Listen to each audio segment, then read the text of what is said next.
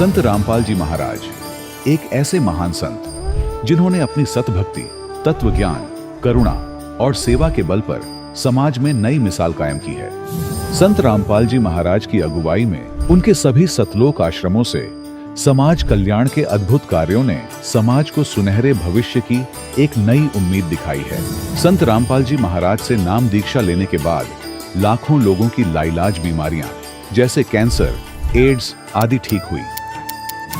संत जी के ज्ञान से प्रेरित होकर उनके अनुयायियों ने लाखों यूनिट रक्तदान किया। संत जी ने लाखों बहन बेटियों का दहेज मुक्त विवाह करवाया।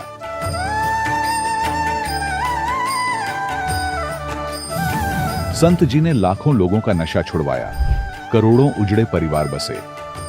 संत जी के आश्रमों में समागम के दौरान निःशुल्क नेत्र चिकित्सा, दंत चिकित्सा प्रदान की जाती है।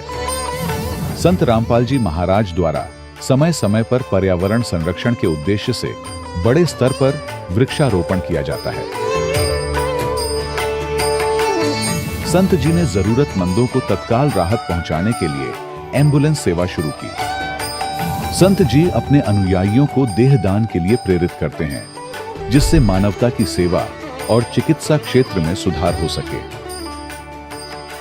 संत रामपाल जी महाराज के सभी आश्रमों में हर रोज निःशुल्क भंडारा आयोजित किया जाता है, जहां हर वर्ग, हर जाति और हर धर्म के लोग एक साथ बैठकर भोजन करते हैं।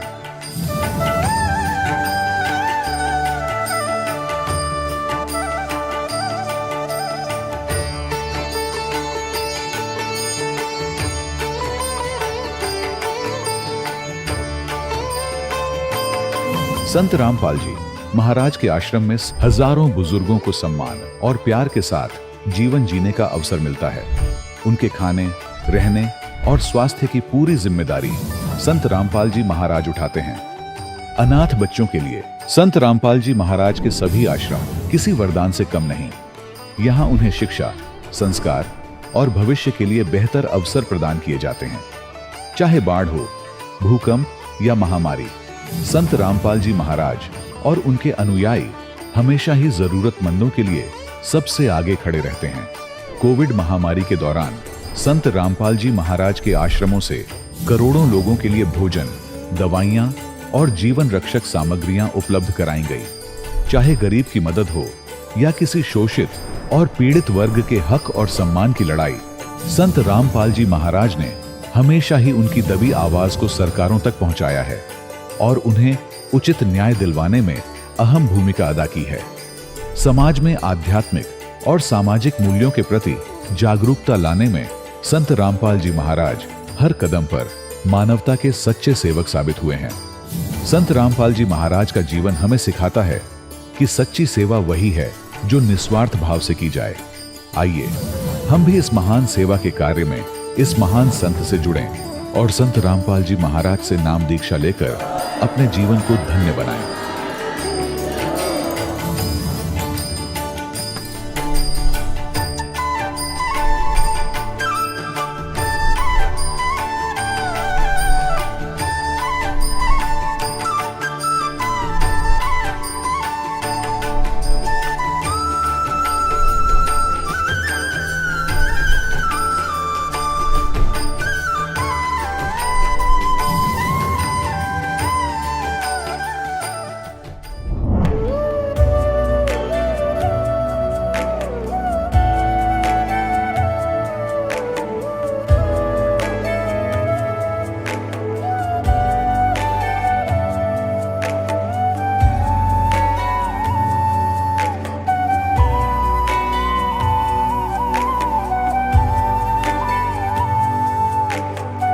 प्रभु राम, देव, भगवान, अल्लाह, खुदा, ईश आदि नाम एक ही शक्ति के हैं। वो कैसा है, कहां है, कैसे मिलता है, किसने देखा है? ये प्रश्नवाचक चिन्ह पूर्ण रूप से हटाने के लिए अवश्य सुनिए जगत गुरु तत्वदर्शी संत रामपाल जी महाराज के अमृत वचन। सर्व पवित्र धर्मों के पवित्र शास्त्रों के आधार पर। सत साहिब दर्शकों, सोचिए, जब कोई मनुष्य अपने जीवन में सच्चे सुख और शांति की खोज में अपने धर्म की हर परंपरागत भक्ति विधि को पूरे श्रद्धा भाव से अपनाए, लेकिन फिर भी उसका जीवन दुखों से घिरा रहे, उसके जीवन में परेशानियां कम होने की बजाय और बढ़ती ही चली जाए, तो क्या हो? दर्शकों, ऐसी ही कहानी थी उत्तराखंड के रहने वाले ध्यानपाल सिंह शाही जी की। ध्यानपाल सिंह जी ने अपने जीवन में हर देवी देवताओं की भक्ति पूरी श्रद्धा से की, व्रत रखे, पूजा पाठ किए, मंदिरों के चक्कर लगाए, लेकिन इसके बावजूद भी परेशानियां और बीमारियों ने इनका पीछा नहीं छोड़ा। लेकिन दर्शकों, आज ध्यानपाल सिंह जी का कहना है कि जब से मैंने संत रामपाल जी महाराज से नाम दीक्षा ली है, तब से मेरे जीवन की पूरी रूपरेखा ही बदल गई है। अब मैंने शास्त्र विरुद्ध भक्ति का त्याग कर दिया है और अब मैं संत रामपाल जी महाराज द्वारा दी गई सच्ची आदि सनातनी भक्ति को करता हूं, जो कि लाभदायक और मोक्षदायक है। दर्शकों, आखिर क्यों ध्यानपाल सिंह जी हिंदू धर्म में प्रचलित परंपरागत भक्ति साधनाओं को शास्त्रों के विरुद्ध बता रहे हैं? आखिर इसके पीछे की सच्चाई क्या है? आइए सुनते हैं ध्यानपाल सिंह शाही जी की कहानी, उन्हीं की जुबानी। नमस्कार सर। नमस्कार जी। सर, क्या नाम है आपका? ध्यानपाल सिंह शाही। ध्यानपाल जी, आप कहाँ से हैं? जिला बागेश्वर, उत्तराखंड से जी। ध्यानपाल जी, संत रामपाल जी महाराज से नाम दीक्षा आपने कब ली? 2017 में ली। सर, आपने क्या क्या भक्ति साधनाएं की अभी तक? जी, पारंपरिक जो हमारे पहाड़ में चलता है वही क्या करते थे। मेरे पिताजी देवी की पूजा करते थे, अपने बुढ़ापे के बाद वो ट्रांसफ़र करके मुझे दे दिया, फिर मैं पूजा किया करता था। यानी कि सभी लोग जो पूजते थे तो मैं उनको देवताओं को नहाना धुलाना, देवी के वस्त्र नहा धुलाना, उन पर आरती करना, ये काम किया करता था। उसके साथ ही सभी जो त्योहार तीज होते हैं वो सभी करते थे। सर, जैसा कि आपने बताया कि आप पारंपरिक पूजाएं करते थे, देवी देवताओं की पूजा करते थे और देवभूमि उत्तराखंड से हैं आप, तो फिर क्या कारण बना कि आप संत रामपाल जी महाराज जी की शरण में गए? जी, ये तो मैं सब कर रहा था और मैं जब नौकरी से बाहर हो गया था तो मैंने तब भगवान की मुझे बड़ी ज़रूरत पड़ी। क्लरिकल नौकरी थी हमारी इलेक्ट्रिकल इंस्पेक्टर्स ऑफिस में, उत्तर प्रदेश के। इसका नैनीताल में कार्यालय था, डिविजनल कार्यालय में थे हम। तो मैं देवी देवताओं और इन साधु संतों के पास गया कि आखिर ये क्या वजह हुई कि मैं तो परमात्मा का, भगवान की पूजा भी करता हूँ, भक्ति भी करता हूँ, सब पूजाएं होती हैं, उसके बावजूद मेरे साथ ऐसा अन्याय कैसे हो गया। ऐसा तो कुछ नहीं था कि हमने कोई ऐसा गलत काम किया हो या हमारी कोई गलत रिपोर्ट हो। तो मुझे कहीं पर सेटिस्फेक्शन नहीं मिला। मैं लखनऊ में भूतनाथ के बाबा के पास गया। ऐसी चर्चा थी कि भूतनाथ बाबा उधर से कहाँ से, सीतापुर से 1 मिनट में सीतापुर में दिखते हैं, उसी समय लखनऊ में दिखते हैं। वो बड़े ज्ञाता हैं, बड़े जानकार हैं, वो सब भूत भोज की बताते हैं। तो मैं भी लाइन में लगा, वहाँ 2-3 मरतबा गया उधर, और वहाँ पर भीड़ भाड़ में जैसे तैसे मैंने बाबा जी के पास तक पहुँच गया। मैं वो वहाँ पर गुफा बनाए हुए थे अपने मंदिर के पास में, और एक धुनी जली थी, धुनी के पास बैठे थे, राख ले करके कपाल पर वो दर्शनार्थियों के लगा रहे थे। मैं भी उनके पास पहुंचा। मेरा मकसद यही था कि बाबा जी मेरी नौकरी का क्या होगा, मेरा तो नौकरी छूट गई है और कैसे इसका मुझे वापसी मिलेगी इसकी। तो बाबा ने मेरे बोलने से पहले ही राख निकाली, मेरे सिर पर लगाए, बोले देवी जी रुष्ट है तेरे से और फिर आना, अभी जाओ, जब जैसा आदेश होगा वैसा होगा। फिर अब हम फिर गए उनके पास में, तो वो मिले नहीं। कहा वो कहीं अपने दूसरी जगह गए हैं। फिर तीसरे अटेम्प्ट गए, फिर नहीं मिले। तो इससे हमने अंदाज़ा लगा लिया कि ये सब जो है बेकार की बातें हैं, कुछ है नहीं इसमें ताकत।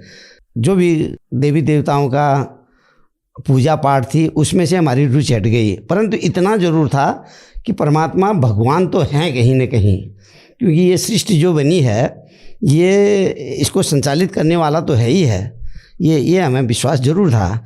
और इसी वजह से हम टीवी पर ये जो आजकल बहुत वो चल रहे हैं, संत लोगों के प्रवचन चल रहे हैं, कोई कथा कह रहे हैं, कोई कथाकार हैं, तो उनको सुनते थे लेकिन रुचि नहीं बनती थी किसी में।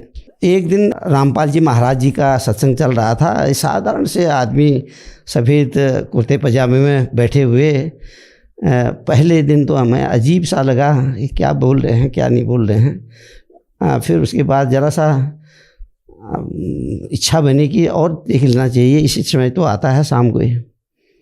तो एक दो दिन और देखा हमने तो रुचि बन गई हमारी संत रामपाल जी महाराज के वचन को सुनने में, वाणी को सुनने में। बहुत उनसे अपने शास्त्रों से खोल करके दिखा रहे थे जी। इस तरीके से हम संत रामपाल जी महाराज के शरण में आए। सर, आपने बताया कि आपने संत रामपाल जी महाराज जी का सत्संग सुना। संत रामपाल जी महाराज आपको शास्त्रों के अनुसार शास्त्रों को खोलकर प्रमाण दिखा रहे थे। तो संत रामपाल जी महाराज आपको ऐसा क्या प्रमाण दिखा रहे थे कि आपको संत रामपाल जी महाराज जी की शरण में जाने के लिए मजबूर होना पड़ा? जी हाँ, बिल्कुल, ये बहुत उत्तम सवाल है सर। शास्त्रों के बारे में सभी हमारे यहाँ पर जो हमारे पूजा पाठ वगैरह करवाते हैं पंडित लोग, तो वो ज़रूर बात करते थे ये शास्त्रों में कहा है, ये गीता में कहा है, ये वेदों में बोला जाता है। परंतु कभी भी उन्होंने इंगित करके नहीं दिखाया कि वेद इस अध्याय में इतने नंबर श्लोक में या मंत्र में ये बात कही है। वो मनमुखी अंदाज से तुक्का लगा करके बोलते थे। और रामपाल जी महाराज उंगली लगा करके और वो चैप्टर को खोल करके, वो अध्याय को खोल करके बता रहे थे कि इस ऋग्वेद में मंडल नंबर इतने में यहाँ पर ये बात कही है। गुरु जी का ज्ञान शास्त्रोक्त है, शास्त्रों से प्रमाणित है। केवल हमारे हिंदू धर्म के शास्त्रों से ही नहीं, वरन सभी दूसरे धर्मावलंबियों के, जैसे मुस्लिम का कुरान शरीफ है, और ईसाइयों का बाइबिल है, सिख धर्म का गुरु ग्रंथ साहिब हैं। इन सभी जो शास्त्र हैं, जो सभी ग्रंथ हैं, इनसे प्रमाणित करके भक्ति को बताया संत रामपाल जी महाराज जी ने। वो ही हमारे दिल में जची और उसी को आधार बना करके हमने गुरुजी बनाए संत रामपाल महाराज को, और उनकी बताई हुई भक्ति पर आरूढ़ हैं। सर, आपने संत रामपाल जी महाराज जी को अपना गुरु बनाया, तो गुरु बनाने के बाद जैसे बहुत सारे श्रद्धालुओं को लाभ मिलते हैं, तो क्या आपके साथ भी कुछ ऐसे अनुभव हुए? जी, मुझे अनमोल शारीरिक लाभ हुए, आध्यात्मिक लाभ हुआ कि हमको सत भक्ति मिली और मोक्ष मार्ग मिल गया।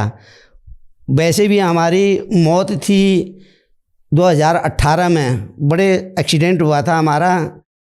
एक स्कूटी से साइकिल में हम सवारी कर रहे थे, जा रहे थे कहीं, घर से निकले थे, और इसका टाइम था, लॉकडाउन का टाइम था उस समय कोरोना की वजह से। और वो हमारी मौत पता नहीं, जबकि वही चल ही नहीं रहे थे वाहन, और वो कहाँ से आया और मेरी ही लेन में सीधा आ करके सीधे पूरे फोर्स से टक्कर मार दी उसने। जैसे 2-3 गज का फासला रहा होगा, तो परमात्मा ने मेरी याददाश्त को लुप्त कर दिया।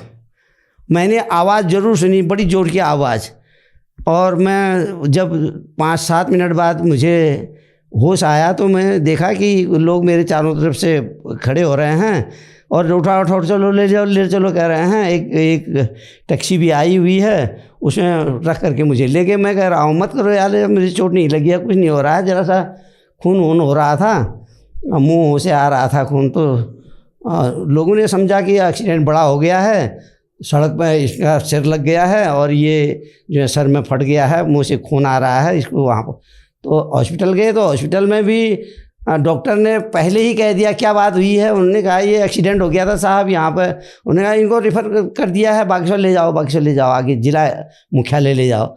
वो यहाँ पर कोई सुविधा नहीं है, कोई मशीनरी नहीं है हमारे पास, एक्सरे तक का इंतज़ाम नहीं है।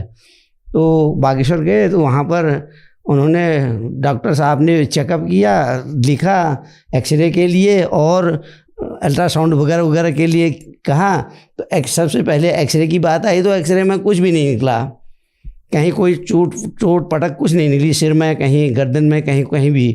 तो और लिख दिया उन्होंने दवाई, इतनी लंबी फहरिस्त लिख दी दवाइयों की। मैंने एक दवाई भी नहीं ली उसमें से।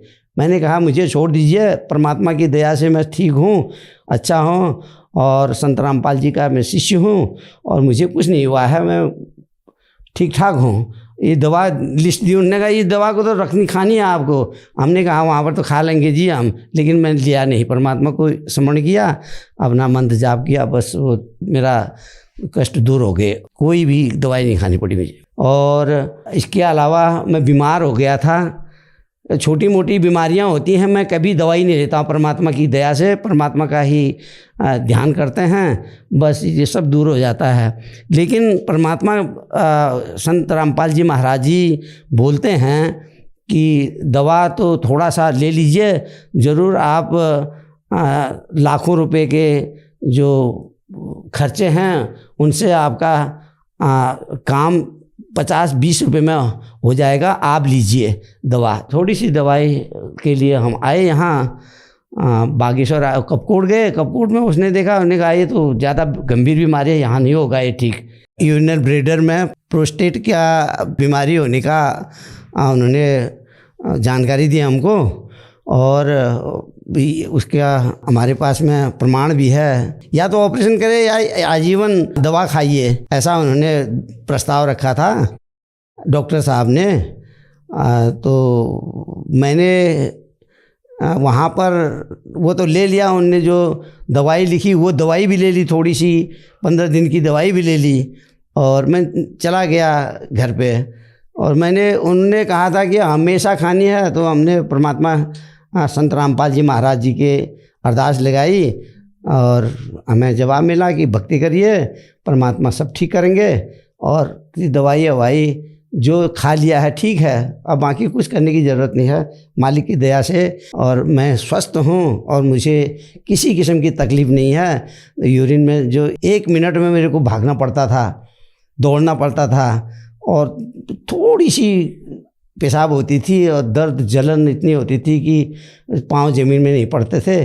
परमात्मा ने दया करी और ये कष्ट से मेरे को उबार दिया। मालिक ऐसी दया करते रहें और तमाम लाभ होते रहते हैं। आर्थिक समस्या ऐसी थी कि मैं नौकरी से तो बेदखल हो ही चुका था और छोटे छोटे NGO में काम करके अपना परिवार का पालन पोषण करता था। और जब से परमात्मा की शरण में आया, मेरा घर बहुत सुंदर ढंग से चल रहा है, घर भी नया बन रहा है, बच्चे अपना वो हो रहे हैं, पत्नी भी मेरी अच्छे रुकी हैं और उनको भी ऐसा कोई बड़ी बीमारी नहीं है। परमात्मा संत रामपाल जी महाराज जी की दया से आर्थिक स्थिति भी अभी ठीक है, बच्चा कमा रहा है। जी, नशा भी करते थे कई वर्षों तक, करीब 30 वर्षों तक नशा किया है, और चेन स्मोकर थे। बीड़ी तो मुंह में रहती थी, दूसरी जल जाती थी, पता भी नहीं चलता था बीड़ी मुंह में है मेरी। और उसके बाद बीड़ी छोड़ी, लोगों ने कहा तो बीड़ी तो बहुत वो हो गया, तेरा खांसी वांसी हो रही है और टीबी हो जाएगी तेरे को। हमने कहा चलो बीड़ी छोड़ देते हैं, तो हमने खैनी शुरू कर दी। तो अब एक छोड़ा दूसरा रोग पकड़ लिया, तो इस तरीके से वो चली रही थी खैनी। परमात्मा की शरण में आए तो सब बंद होगी, कोई किसी किस्म का नशा नहीं, किसी किस्म का कोई मांस मदिरा कोई भी चीज़ का भक्षण नहीं होता है, वरन सहयोग भी नहीं दिया जाता है इस मामले में किसी भी। इस तरीके का परमात्मा की जो मर्यादा है उस पर चल रहे हैं मालिक की दया से।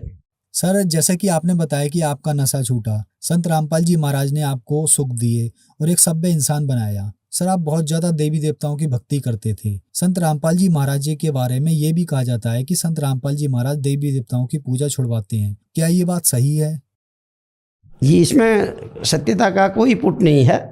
संत रामपाल जी महाराज भक्ति छुड़वाते नहीं हैं, वरन उनकी वास्तविक मंत्रों से वास्तविक भक्ति करवाते हैं। ये हमारे संत रामपाल जी महाराज का अपने वाणी में अपने प्रवचनों में याद दिलाते हैं, और वो बहुत ही सुंदर ढंग से इन सभी देवताओं की, इनके वास्तविक मंत्रों की पूजा बताते हैं, जिससे जीव को लाभ होता है।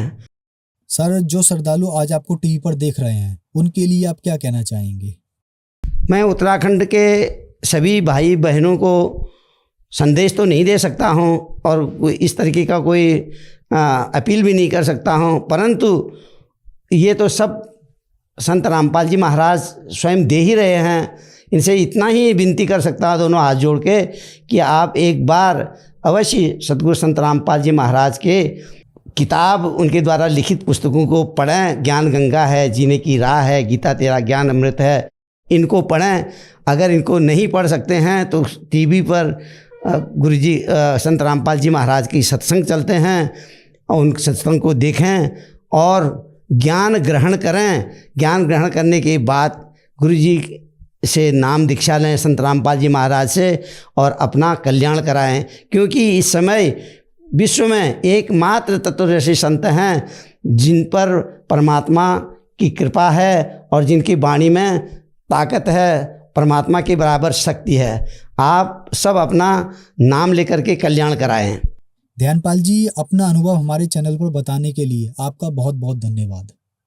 सत साहिब। दर्शकों, अभी आपने सुने संत रामपाल जी महाराज से दीक्षा प्राप्त करके सुखी हुए भक्त के अनुभव। अब देखिए जगत गुरु तत्वदर्शी संत रामपाल जी महाराज के मंगल प्रवचन। ये आदरणीय मुलुकदास साहिब जी ये अरोड़ा जाति में किसान थे, यानी खेती करते थे, बहुत बड़े जमींदार थे। और परमात्मा कहते हैं, जो जन मेरी शरण है ताका हूं मैं दास, गेल गेल लग गया फिरूं जब तक धरती आकाश।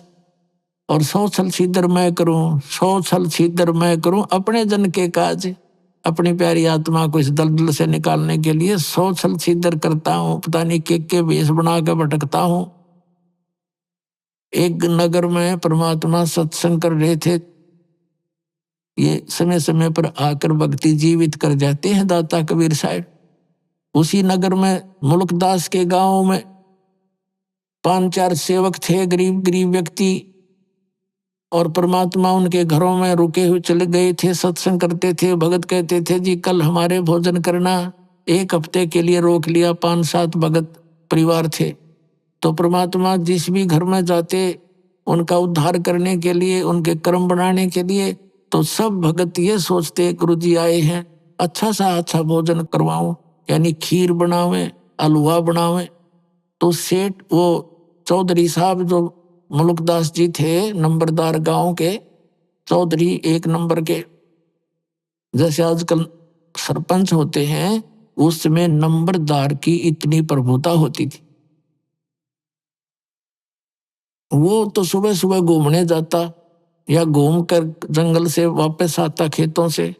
तो उधर से क्या होता, गरीब के घर में परमात्मा विराजमान थे और वहां हलवा चढ़ा दिया। हलवे में पात डालें जब कड़े में, तो मैघ दूर तक जाया करे। अब उस मुल्कदास जी ने पूछा, रे क्या हो रहा भाई यहाँ? जी हमारे गुरु जी आए हैं और आओ आप भी भोजन पा लो। उसने देखा, भाई एक आदमी बैठा है, ये तुम्हारे गुरु हैं? कहाँ जी? मन वो चला गया। फिर अगले दिन फिर दूसरे के घर में, अरे क्या हो रहा है भाई यहाँ पर? आज यहाँ हो रही है कुछ चढ़ सी। तो उन्होंने बताया कि जी हमारे गुरु जी आए हुए हैं।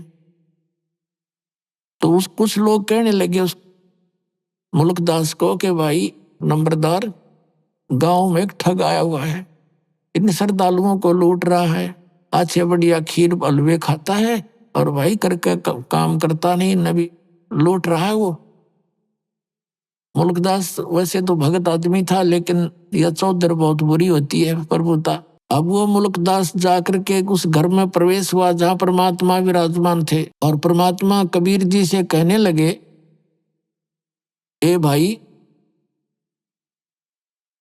आप कौन हो और यहाँ क्या कर रहे हो? परमात्मा के बोलने से पहले ही जो भगत था, जिसके रुके हुए थे, 2-4 भगत और बैठे थे, खड़े होकर कहने लगे, चौधरी साहब ये हमारे गुरुजी हैं और सत्संग करने आए हुए हमारे यहाँ। कहने लगे, भाई तू करके क्यों नहीं खाता है? अच्छा हट्टा कट्टा दिखे, तू दुनिया को मूर्ख बना रहा है, अपना करके खाया करे। तो परमात्मा कहने लगे, भाई मुझे तो बिना करे मिल जाए, चौधरी साहब मुझे तो बगैर काम किए ही दे रहा है भगवान। तो मुल्कदास कहने लगा, तेरे को बिना करे दे रहा है, मुझे क्यों नहीं देता भगवान? कि आपको भी दे देगा यदि आपको विश्वास होगा और उन क्रियाओं को करोगे जिससे भगवान बिन मांगे भी देता है। तो वो कहने लगा, क्या तेरा भगवान मुझे आज रोटी दे देगा? हाँ जी दे देगा, क्यों नहीं, विश्वास करो। बोला अच्छा, अर्धे ना दी तो सजा देख ले, फिर मैं तेरे को अपने खेतों में रखूंगा मजदूर बना के। और परमात्मा बोले, जब भगवान ने तेरे को आज रोटी दे दी तो क्या करेगा? कि मैं तेरा चेला बन जाऊंगा। परमात्मा बोले, भाई ठीक है, पर याद रखिए इस बात ने, पक्का हूं भाई वचन का मैं। वो मुल्कदास जी बोले, मुल्कदास जी का जैसे खेत थे पूर्व में, उसका अपना खेत था पूर्व में, और चला गया पश्चिम में दूसरे गांव की सीमा में। वहां एक पेड़ के ऊपर बैठ गया जाकर, अब देखूंगा या मैंने कौन खाना खिला देगा। अब क्या हुआ, ये गडरिये होते हैं बकरी भेड़ पालने वाले, उनका कोई त्योहार था। उन्होंने सलाह बनाई कि भाई इस वृक्ष के नीचे खीर बना लो। एक आधी गाय भी उनके साथ थी लागड़। हम इतने बकरियां चराते हैं, वो बकरियां चराने के लिए, गाय चराने के लिए आगे को ले गए काफी दूर, और 1-2 भगत की सेवा लगा गए। वो वहां उसी वृक्ष के नीचे खीर बनाने लग गए। उन्होंने लकड़ तोड़ के चूल्हा बना कर और वो खीर बना दी। खीर बन चुकी थी, इतने में क्या देखा उन्होंने कि कुछ घोड़ों पर व्यक्ति आ रहे हैं, दूर से धूल उठ रही है, तेजी से दौड़े आ रहे। उनको पता होता था जंगली लोगों को कि इस तरह की जब कोई आता है वो डाकू होते। वो भाग के डर के बनी बनाई खीर छोड़कर वो वहां भाग गए अपने मित्रों के पास, जहां उनके दूसरे बकरियों वाले थे।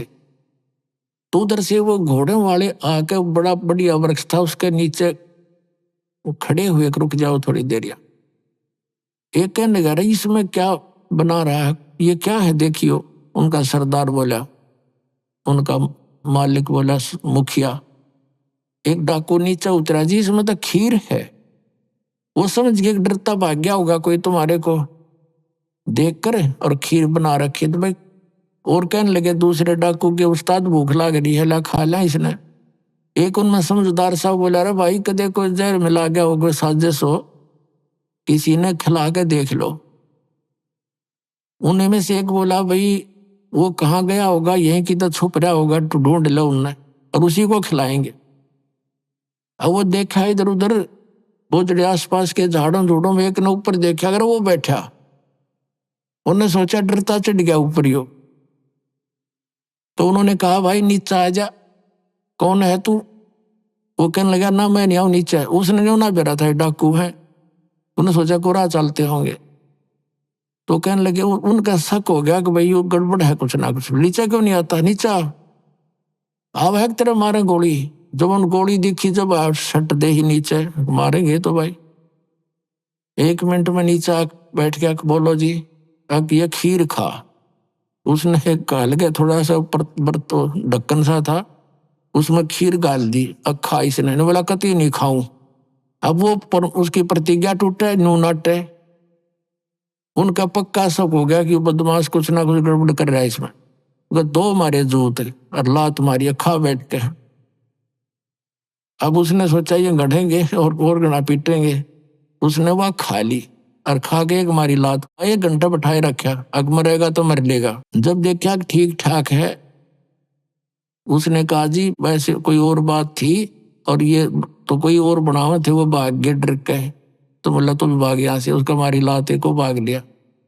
फिर उन्होंने खीर खाई या ना खाई दूसरी बात। तो उसने जब वो देखा कि ये तो डाकू है और उनने मारे उसका लात, वो घना डर गया मुल्कदास। और न्यो करे कबीर साहब को, हे फलाने के गुरुजी, जिसके घर में वो रुका हुआ था उसका नाम लेके हे धनपत के गुरुजी, आज मेरी जान बचा दे, मैं तेरा चेला बनूंगा पक्का। अब मालिक ने उसकी फड़क भी काटनी थी और वो वहां भी भरवानी थी। तो उसका नो पक्की दसगी, आज इस गुरुजी के कारण मेरी जान बची है, ना तो सीधी मारे गोली, न तो एक सेकंड का भी इसने किसका डर से भाई। तो वहां से लेकर सीधी सुरती लाई उसने, जान बची, लाखों पाए और परमात्मा के चरणों में आके गिर गया और बैठ के नो रोए। परमात्मा बोले, चौधरी साहब भगवान ने कुछ करी सेवा? बिला जी आपका भगवान था, मर मर खीर खिलावे है।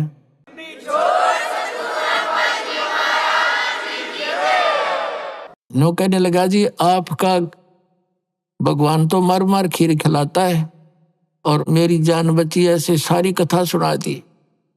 तो परमात्मा कहते, ये सब खेल हमारे किए, हमसे मिले सो निश्चय जी। अब जो प्रसंग चल रहा है वही आते हैं। अब परमात्मा ने उस 9 शेर खां बादशाह से कहा, ये सारे बाट और यहीं बैठा हूं, ना तो तेरी और भी गड़बड़ हो सकता है तेरे घर पे। अब उस डरते न वो सारे 80% खजाने बांट दिए, धर्म कर दिया और नाम ले लिया। अब नाम ले लिया, जब किसा उद्धार किया उस प्राणी का राम। तो इस नरक ने इकट्ठा करते हैं सारा जीवन, माया जोड़ ले, बैंक भर दे, 1 मिनट में मर जाए। फिर अगर आपके बच्चों को आप परमात्मा की शरण निश्चिंत होकर जाइए, आप जब सतलोक जाने का समय आवे, वो आपके बच्चों को हाथों पर रखेगा, चिंता नहीं करनी।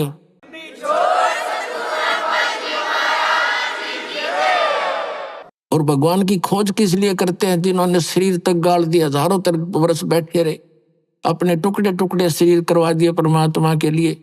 परमात्मा कहते हैं, जाके ऊपर ऐसी बीती, कैसा है वो देश, वो कैसा हो भगवान जिसके लिए हम ट्राई कर रहे थे, और वो किसी यानी वो खोजे से नहीं मिला और स्वयं आके मिला, उसको हमने पहचान नहीं करी। तो ये हमारी अज्ञानता थी, आध्यात्मिक अज्ञानता।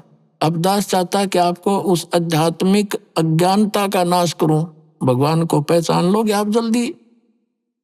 तो अब क्या किया, सब भंडारा करवा दिया, उसके थोड़ा बहुत जितनी चाहिए थी 20-30% वो छोड़ दी संपत्ति। परमात्मा चले गए और कहा, इसका भजन कर बेटा। वो मंत्र जाप करने लग गया।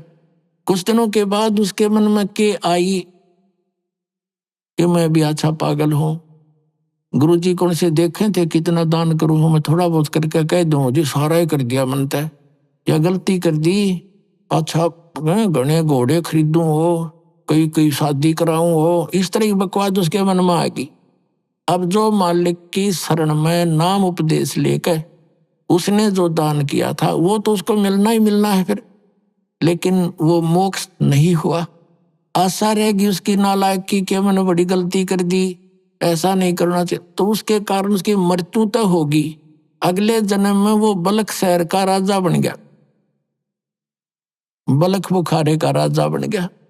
और जो उसने पिछले जन्म में पुण्य किया था वो सारा ही मिलना था। 18 लाख तो घोड़े खरीद रखे और हाथी और 16,000 ब्याह करवा रखे, 16,000 रानियां रखी हुई, बहुत बड़ा बाग बना रखा, 9 लखा उसमें ठाठ करे। लेकिन पुण्यात्माओं, जैसे दास ने आज स्टार्ट किया था सत्संग, कि जो पुण्यकर्मी प्राणी पिछले मनुष्य जीवन से ही आगे मनुष्य जीवन प्राप्त किए हुए हैं, उनमें भगवान की भक्ति की कसक जाती नहीं। अब वो भगत था ही पिछले जन्मों का, तो उसने संतों की खोज शुरू की। एक पाखंडी का फंस गया और उसके ऊपर ब्लाइंड फेथ उसका, तो वो था ठग और दिखा ही साकती, बड़ा इसके साथ साधु संत त्यागी बैरागी दिखाओ अपने आप को। एक बार राजा ने अंगूठी बनवाई सोने की, बड़ा धनी व्यक्ति था वो राजा। सोने की अंगूठी 50,000 में तैयार हुई उस समय, आज तो मेरे ख्याल में 5 करोड़ की हुआ। हीरे पन्ने छोटे छोटे ऐसे लगा के सोने की अंगूठी और अच्छी बड़ी छाप सी थी। अब राजा उस अपने गुरु के पास जाता था, 10-5 असरफी दान कर देता था। अब उसने देखा उस ठग ने कि राजा की अंगूठी बहुत बहुमूल्य है, या तो ठगनी चाहिए। उसने अपने चेले से कहा कि राजा की अंगूठी कहाँ बनी है ये पता कर। उसने बात में पता कर लिया, क्योंकि नगर में 2-4 सुनार होते हैं जो राजा से संबंधित होते हैं। पता किया कि सुनार से बनी है, तो उससे कहा कि भाई तू एक ऐसी ही डुप्लीकेट बना दे। उसने उसी अंगूठी या छाप डुप्लीकेट बना दी और वो उस नकली ने अपनी जेब में डाल ली उसके गुरुजी ने, और राजा को संदेशा भिजवाया कि गुरुजी नौका विहार करना चाहते हैं। राजा को जब संदेशा मिला, वो तो डिवोटेड होते हैं श्रद्धालु, तो कहा भी चलो फटाफट, और आपके साथ नौका विहार करना चाहते। राजा ने तुरंत करवा दी व्यवस्था और आप भी आ गया और कहा महाराज चलो। एक नौका में राजा, 1-2 नौकर, राजा और उसका गुरुजी नौका में बैठे, नाविक चला रहा और घूम रहे एक बहुत बड़े सरोवर के अंदर। जब उसने, राजन ये क्या है?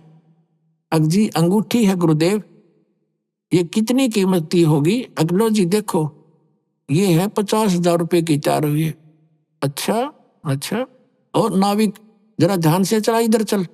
अब उस राजा की नजर तन्यून होगी कि भाई ये नाविक गड़बड़ कैसे कर रहा है। वह अंगूठी डाली दूसरी नकली काट के, कहने लगे राजन अंगूठी तो बहुत अच्छी है। उसने कहा, राजा ने, आप रख लो गुरुदेव। अरे हमारे क्या काम की, हमारे लिए तो मिट्टी है। वहां फेंक दी तालाब में। अब राजा ने सोचा भी गुरुजी के तो चाड़ा है, कति त्यागी विरागी है, ये तो किसी चीज की इच्छा ही नहीं रखता। दूनी श्रद्धा बन गई उसकी। पहले 10 रुपये दान करता था, फिर 100 करने लग गया। अब वो चाहता यही था कि वो किसी तरह और अच्छा मजबूती से मेरे साथ लगे, और वह ओरिजिनल गाल ली गोज में, और वह छुपा दी अपनी कुटिया में, जमीन खोद के अपने कॉन्फिडेंशियल चेले थे दबवा दी। कुछ दिनों के बाद उस चेले की गुरु की बिगड़ गई। चेला उससे नाराज हो गया। अब उस चेले ने सोचा इस गुरुजी की देही तोड़वाऊं। उसने मंत्री से कहा कि मंत्री जी, राजा की अंगूठी इस हमारे गुरुजी ने धोखे से ऐसे कर रखा है। अब मंत्री कहने लगा भाई सच्ची बात है वो तो बताइए। अगजी कति सच्ची है, पक्की बात, अगजी कति पक्की बात है। मैंने अपने हाथ से दाब रखी, इसने मेरे से बनवाई थी। एक सुनार से मैं लाया था बनवा के, नकली बनवाई थी। ओरिजिनल तो इसने वहां दाब दी और वह फेंक दी जल में। इसने ठग गया है राजन को। मंत्री ने भाई सोचा चल भाई डट जा, मैं थोड़ा समय आने पर बात करूंगा। सीधी बात तो नहीं कर सकते क्योंकि राजा तो बुरा जबरदस्त इस पर विश्वास किए हुए है। एक दिन धीरे धीरे मंत्री ने कहा, राजन मैंने कुछ बात सुनी है। क्या? कि आपकी अंगूठी उस आपके गुरुजी ने आपके साथ धोखा करके और नकली जल में फेंक दी, असली वो लिए बैठा है। अब राजा ने बोला, मंत्री फिर से ये बात मत कहना, मेरे गुरुदेव के बारे में ऐसी बात तू बोला मत। अब मंत्री चुप हो गया।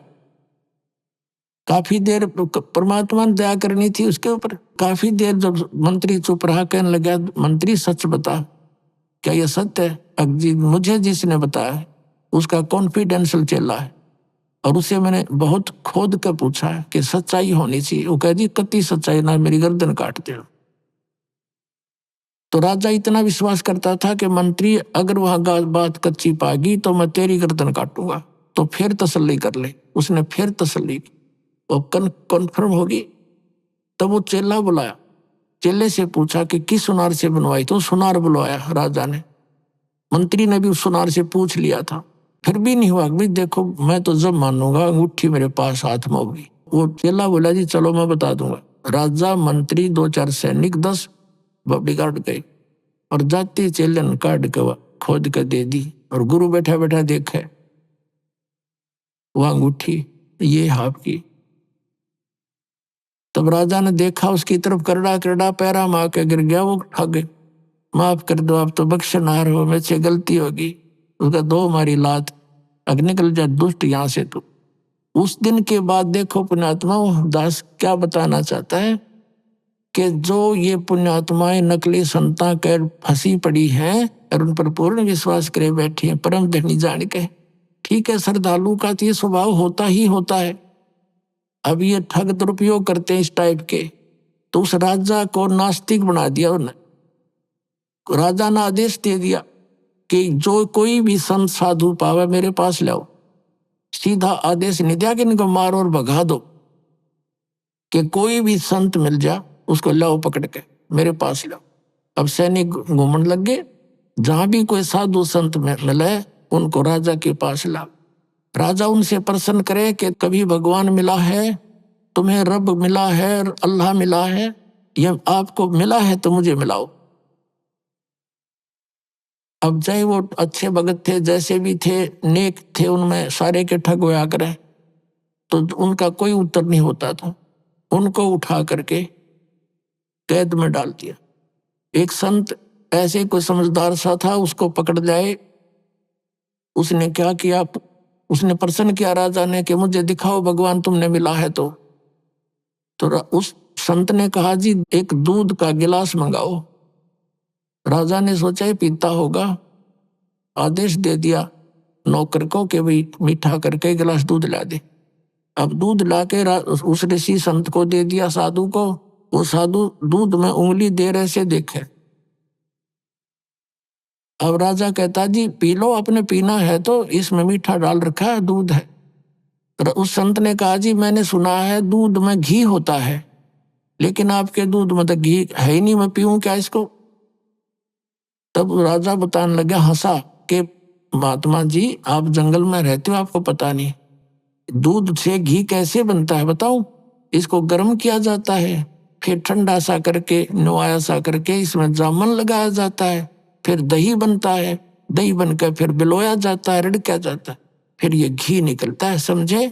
तब उस संत ने कहा राजन इसी प्रकार जैसे दूध से घी निकालने की विधि है, ऐसे ही परमात्मा के पाने की विधि है। मैं बताऊंगा और आप करो, फिर जो भी आपको मिल जाएगा इसी तरह घी मिल जाएगा। राजा कहने लगा घड़ी बात मत बना, चलो अंदर, तुम बकवास, ऐसी बातें मैंने बहुत सुन रखी है तेरे जैसे पाखंडी। तो वो भी जेल में डाल दिया और चक्की पीसने की ड्यूटी लगा दी। 360 संत कैद में डाल रखे थे। राजा लोग इन अपराधियों को आटा पीसने की ही सजा देते थे, क्योंकि घोड़े गाड़े रखा करते, सैनिक रखा करते, उनका आटा उनसे ही पिसवाते थे। अब परमात्मा आते हैं, क्योंकि वो भक्त भी तो उसी परमात्मा की आत्मा है जो भगवान के लिए घर छोड़कर जंगल में बैठे थे। भले ही वो शास्त्र विरुद्ध साधना कर रहे थे, लेकिन पूर्व जन्म के उसी के बच्चे थे। अब वो चक्की पीसर रोए, हे भगवान बता तेरे नाम पर निकले थे, आज मालिक तेरी भक्ति करते करते ये दुख हमारे ऊपर आए सारे। तो कहते हैं पहुंचूंगा क्षण एक में अपने जन के काज। एक तीर से कई शिकार करते हैं भगवान। उधर से उस राजा को दलदल से निकालना था, उधर से उनकी भी वहां से वो छुटवाना था, दुख बंद छुटवानी थी। अब क्या हुआ, एक दिन परमात्मा एक ऊंट, जैसे राजस्थान के अंदर होते हैं ये राजस्थानी, बड़े बड़े साफे होते हैं इनके, ऊंटवाल बोलते हैं इनको, और लंबी नोक की जूतियां होती थी पहले, एक लठ रखते थे साथ में, छोटा सा कुर्ता सा पहनते थे, धोती डबल टांग की पहनते थे। ऐसी वेशभूषा बनाकर एक कारवां बोलते, कारवान, उस रभारी जैसी, और राजा के रेजिडेंशियल प्लेस पर यानी उसके निवास स्थान की छत पर, राजा के घर की छत पर रात्रि के समय, और ऐसे खोद मारे लाठी की छत पे, खट खट होए। राजा की छत पर तो चिड़िया की आवाज भी नहीं हो सकती। राजा एकदम नींद से उठा, मंत्रियों को फालन किया, ये क्या आवाज आ रही है, तुम कहाँ सो गए हो, और पकड़ के लाओ ये कौन है कमबख्त। अब लाए ऊपर तो पकड़ के एक राजस्थानी सा नो लठ ले रहा हाथ में, नो खड़ा, राजा बोला तू कौन है? परमात्मा बोले भाई मैं ऊंट रखता हूं गने, और कल मेरा एक ऊंट गुम हो गया, उस ऊंट ने ढूंढता ढूंढता तेरी छात पर आ गया, मैं नो सोचूं था कहीं आना बैठा हो तेरी छात पर मेरा ऊंट। अब राजा कहता है अरे बोले आदमी, छत पर कभी ऊंट हो सकता है? यानी क्वाइट इम्पॉसिबल, तू कहाँ ढूंढ रहा है? तब परमात्मा ने कहा जिस प्रकार छत पर ऊंट नहीं हो सकता, नहीं मिल सकता, इसी प्रकार तू इन संतों को दुखी करके अब्राहिम भगवान नहीं पा सकता, क्वाइट इम्पॉसिबल। अन्यों का अंतर ध्यान हो गए।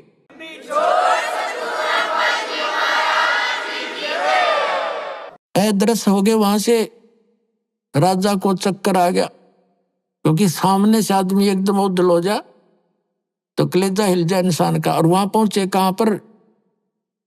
जहां वो चक्की पीस रहे थे। परमात्मा ने जाके कहा उनसे, उन जेलर से कि भाई मेरी भी सजा कर दी तुम्हारे राजा ने। वो भी साथ दूसरा रूप बना लिया मालिक ने वहां जाके। कहने लगा अच्छा भाई तेरी सजा कर दी? कहाँ, तू बड़ा ईमानदार आप पाया गया, क्या करूं और मैं, नहीं कहीं और फिर पकड़ के लाएंगे मुझे। तो उस जेलर ने भी अंदर कर दिया कि चल पकड़ चक्की पीस। अब परमात्मा बोले भाई बात सुन, सैनिकों पुलिस वालों, एक काम करेंगे हम सभी, उनसे कह दिया, कैदियों से, कैदियों भाई डट जाओ, बंद कर दो चक्की को। एक काम करेंगे, चाहे तो आटा पिसवा लो और चाहे इसमें ये दाने डलवा लो, एक काम तुम करो, एक काम करेंगे। हाँ उस सैनिका ने सोचा अच्छा ये तो क्रांतिकारी है भाई, इसने सारे ये चंगरा दिए। तो उन्होंने सोची कि लाइन की फड़क काट देंगे। पहले 4 घंटे चक्की पिसवाते थे, तो ईव इनको 12 घंटे पिसवाएंगे और हम कनक डालेंगे, ये पीसेंगे। कहने लगे तुम चक्की पीसो और हम कनक डालेंगे। परमात्मा बोले ठीक है, पोजीशन पकड़ो।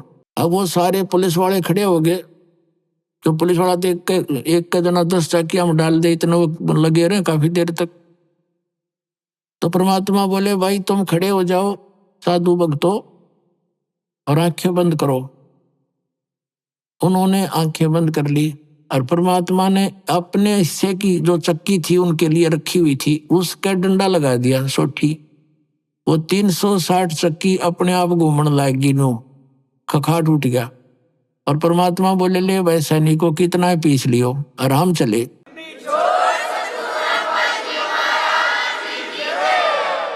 परमात्मा ने कहा आंखें खोलो। उन आंखें खोली तो उस नगरी से बाहर 1 किलोमीटर दूर जंगल में सारे संत खड़े। और परमात्मा ने कहा इसे साकेट की नगरी में फिर मत आइयो, तुम भाग जाओ यहाँ से। अब वो तो छोड़ कर जूती नू जाओ खखाट, बाबा जी तक गए पार सीमा तक। अब उधर से क्या हो रहा है, वो चक्की आप पाप चले, उन पसीने आ गए, बुखार चढ़ गए सारे उन पुलिस वाला के, और दूर खड़े हो गए देखे सारे। फिर एक सैनिक गया राजा के पास कि राजन ऐसे ऐसे एक संत आया था और उसने ऐसे जादू जंत्र किया कि सारी चक्कियां चल रही हैं, सारे कैदियां ने ले भगा ले गया अंतर्ध्यान करके। उधर से राजा के बारे में पता चला कि यहाँ भी आया था। राजा ने जाकर देखा कि सचमुच चक्कियां चल रही है। वो तो इसलिए था कि सैनिकों के ऊपर फिर ये दुखी करे कि तुमने भेज दिया उनको। तो चक्की चलती देख कर वो कहने लगा भाई थारा दोष नहीं, ये तो मेरे पास भी आया था। अब उसकी वो सटाट हुई उसके बाद कसक भगवान की। उस दिन से राजा चिंतित हुआ तो मौलवियों से बुलवाकर, काजियों से, मौलवियों से एक ताबीज बंधवा दिया बाजू में। उन्होंने बताया जी ये तो कोई ऐसे जंतु वगैरह होते हैं, भूत प्रेत, ये फरिश्ते वगैरह आ जाते हैं, कोई ऐसी बात नहीं, अब नहीं आएंगे। कुछ दिनों के बाद परमात्मा ने क्या करा, एक यात्री का रूप बनाया। शाम के समय एक छोटी सी पोटली राह चलते रखा करते, बैग बैग जैसे छोटा सा, उसमें अपने रास्ते के कपड़े आदि होते थे। ऐसा लेकर के एक पोटली सी सिर पे, और शाम के समय राजा बैठा था अपने महल के सामने घर में। अपने घर के, एक तो होता है उनका दरबार ऑफिस, वो अलग होता है, एक अपने घर में बैठा था। और वो परमात्मा पहुंच गए वहां सामने राजा के पास। राजा से जाकर कहने लगे ए सराय वाले, एक कमरा किराए पर दे दे भाई, और उसका किराया बता दे, मैंने एक रात काटनी है। राजा उसके मुंह की तरफ देखे, उन्हें सोचा भोला भाला यात्री ग्रामीण है, इसका धोखा लग गया। वो कहने लगा, भाई आप कौन हो?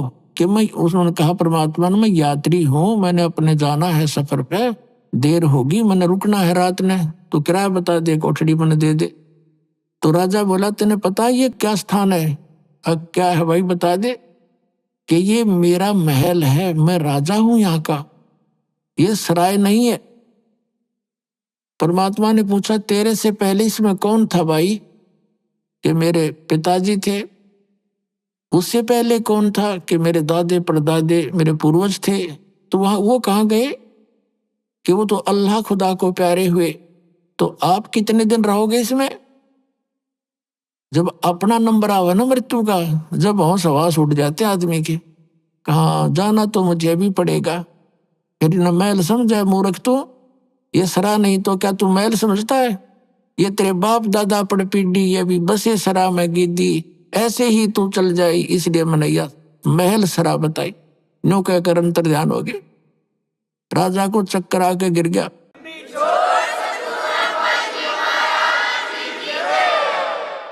अब फिर और मौलवी बुला दिया, उसने दूसरी बात जो है तबीज बांध दिया। कब नहीं आओगा, भूत प्रेत था कोई। इन्होंने बेरा यूं प्रेत ना हटता, ये तो हमने निकाल के छोड़ देगा यहाँ से, काल के जाल से। अब क्या हुआ, कुछ दिनों के बाद राजा कुछ नॉर्मल सा हुआ। ये राजा क्या करता था,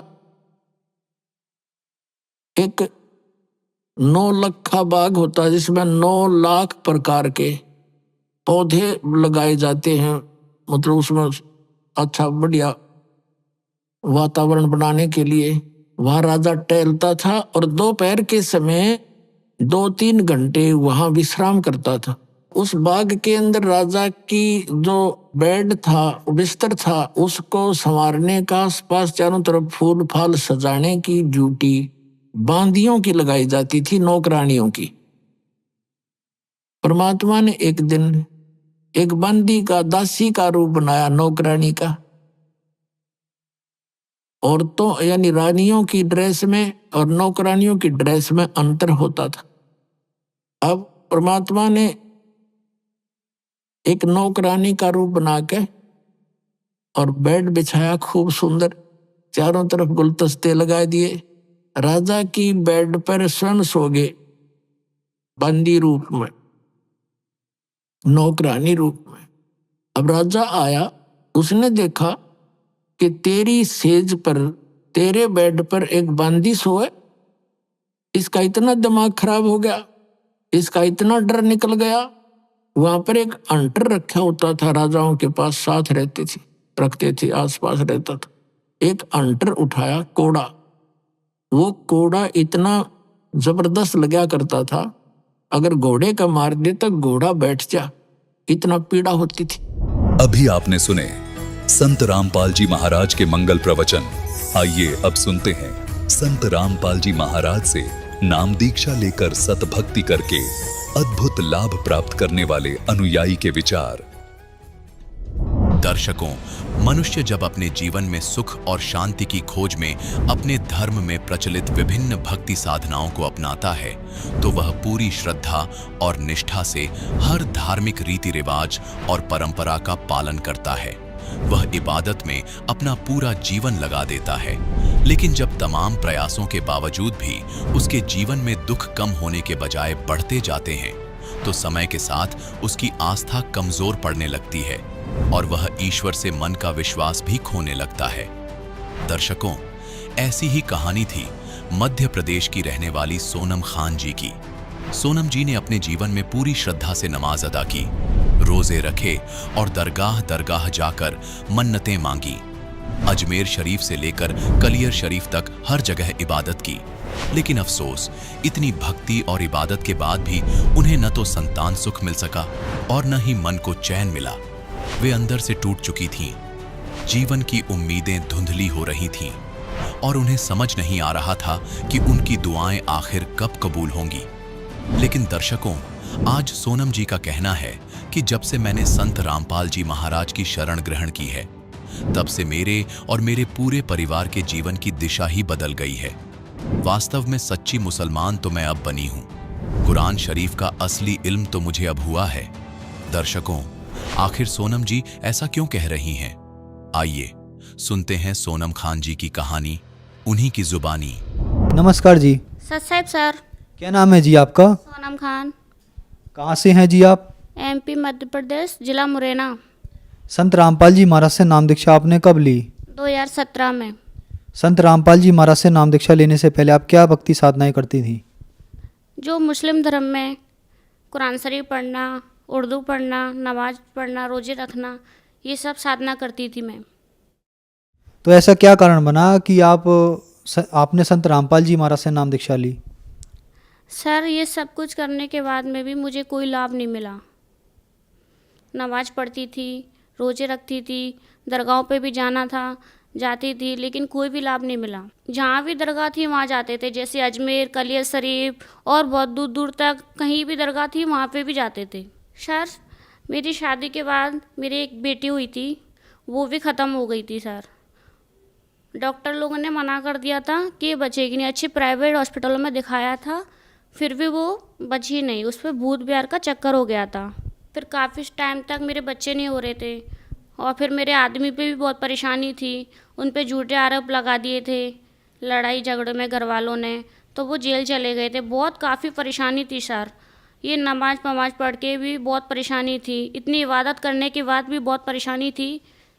फिर मैंने संत रामपाल महाराज जी के बारे में सुना तो मैंने नाम दीक्षा ली। मैंने मन में बोला, अगर संत रामपाल महाराज जी सच्चे हैं तो मेरे हस्बैंड को निकलवा दो।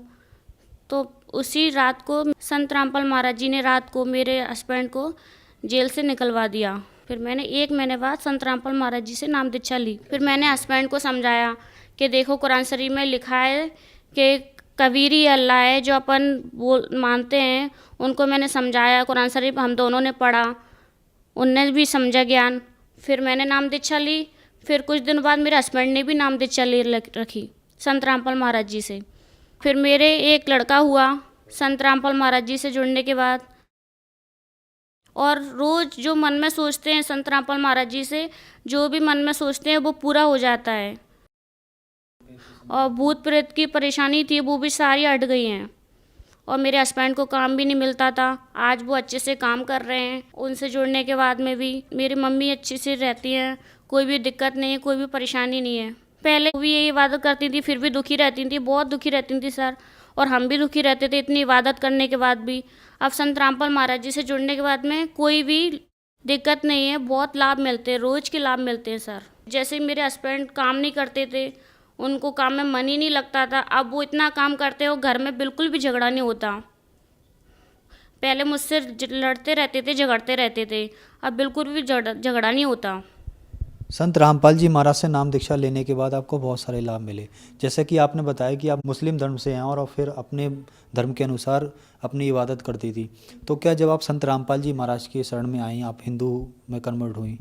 सर, मैं संत रामपाल महाराज जी की शरण में आई हूँ, ना तो मैं हिंदू हो गई हूँ। मुझे तो एक अल्लाह की तलाश थी, और जो संत रामपाल महाराज जी बता रहे हैं, जो ज्ञान जो कुरान शरीफ में लिखा है वही बता रहे हैं, उसी को मैं कर रही हूँ। उसी से मुझे बहुत लाभ मिल रहे हैं। जो संत रामपाल महाराज जी बता रहे हैं, कुरान शरीफ में लिखा है अल्लाह का नाम, कबीर का नाम, वो अपने कबीर हैं। फिर आपने संत रामपाल जी महाराज से नाम दीक्षा ली, तो जो श्रद्धालु आज आपको टीवी पर देख रहे हैं, खासकर मुस्लिम धर्म के समाज को, आप क्या कहना चाहेंगी? मैं मुस्लिम समाज धर्म से यही कहना चाहूँगी कि कहीं भी रोज़े रखने से, कुरान शरीफ पढ़ने से और उर्दू पढ़ने से, रोज़े रखने से, 5 वक्त की नमाज़ पढ़ते हैं जो मुस्लिम धर्म, उसमें भी कहीं भी लाभ नहीं है। संत रामपाल महाराज जी की शरण में आओ, अपना कल्याण कराओ। संत रामपाल जी महाराज से नाम दीक्षा कैसे ली जा सकती है? संत रामपाल महाराज जी से नाम दीक्षा चैनल पे सत्संग आता है, उस पर एक पीली पट्टी आती है, उस पर नंबर लिखा रहता है, उस पर डायल करो। और आसपास भी केंद्र में खुले रहते हैं, वहाँ जाके नाम दीक्षा ले सकते हैं संत रामपाल महाराज जी से। धन्यवाद जी।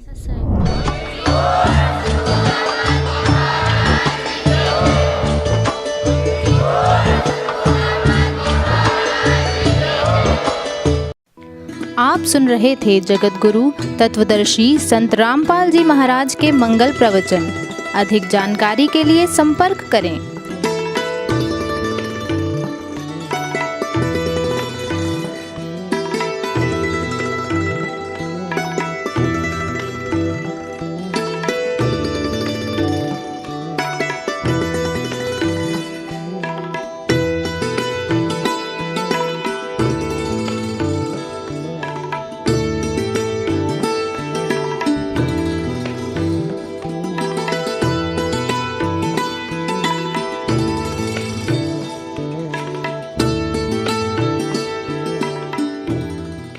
जगत गुरु तत्वदर्शी संत रामपाल जी महाराज जी के पावन सानिध्य में भक्ति की अलख जगाने तथा श्रद्धालुओं को सत्य भक्ति मार्ग का रास्ता दिखाने हेतु कनाडा के लोकप्रिय channel the TV NRI channel पर जगत गुरु तत्वदर्शी संत रामपाल जी महाराज जी के मंगल प्रवचनों का प्रसारण प्रतिदिन सुबह 7:30 बजे से 8:30 बजे तक तथा रात्रि 7:30 बजे से 8:30 बजे तक किया जा रहा है। इस सत्य भक्ति मार्ग को अपनाने के लिए अधिक से अधिक सत्संग प्रसारण देखें। इस सत्संग प्रवचन का सीधा प्रसारण संत रामपाल जी महाराज लाइव सत्संग YouTube चैनल और जगत गुरु संत रामपाल जी महाराज फेसबुक पेज पर भी देख सकते हैं।